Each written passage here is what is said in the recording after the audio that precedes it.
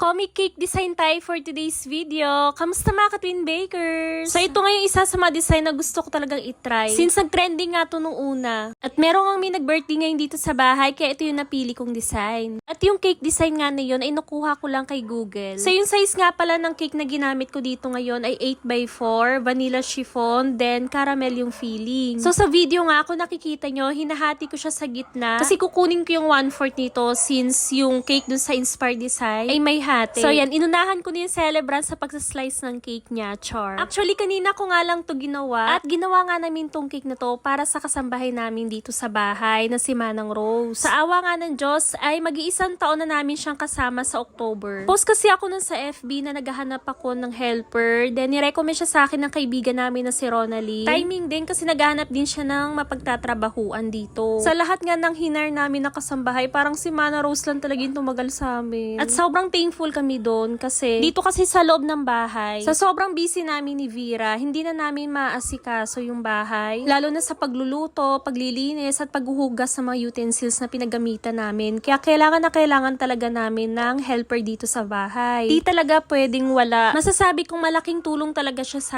amin. Inaasikaso niya yung mga bata, pinaglulutuan. Tigit sa lahat, siya din yung nag-aasikaso sa baby ko. Pero na totally talagang asikaso. Like, siya lang yung nagpapaligo, naghugas sa mga bibero, nagtitimpla ng gatas, at nagpapatulog. Pero syempre, iba din yung pasweldo ko sa kanya. At napasweldo dito sa bahay. Minsan nga iniisip ko na kumuha na lang ng separate na titingin sa anak ko. Kaso nakikita ko naman na kaya niya at mamanage niya naman ng mabuti yung oras niya. At feeling ko malaking tulong din sa kanya yung ina-add kong pasweldo sa kanya. Since siya lang din yung breadwinner sa pamilya nila. Sa panahon nga ngayon, masasabi kong sobrang hirap kahanap ng taong tatagal sa'yo, ng taong mapagkakatiwalaan mo. Kasi kahit anong mabuting pakikisama yung ibigay mo sa kanila, meron talagang ite-take advantage ka lang. Meron dyan may magde-day off pero hindi na babalik. Ilang araw pang absent. Tapos mag-a-advance sila ng sweldo nila. Akala mo babalik pa pero nilayasan ka na. Yung mga ganun ba? At ang masaklap, meron pa dyang nanakawan ka. Alam mo yun, pinagkakatiwalaan mo sila. Tapos sa maliit na halaga, sisirain nila yun. Sisirain nila yung buhay ng isang tao. Kaya nga sa panahon ngayon, masasabi kong sobrang hirap makakuha na mapagkakatiwalaan na kasambahay, na makakasama mo sa loob ng bahay. Pinagdarasal ko na nga lang na sana makatagpo kami ng matinu-tinong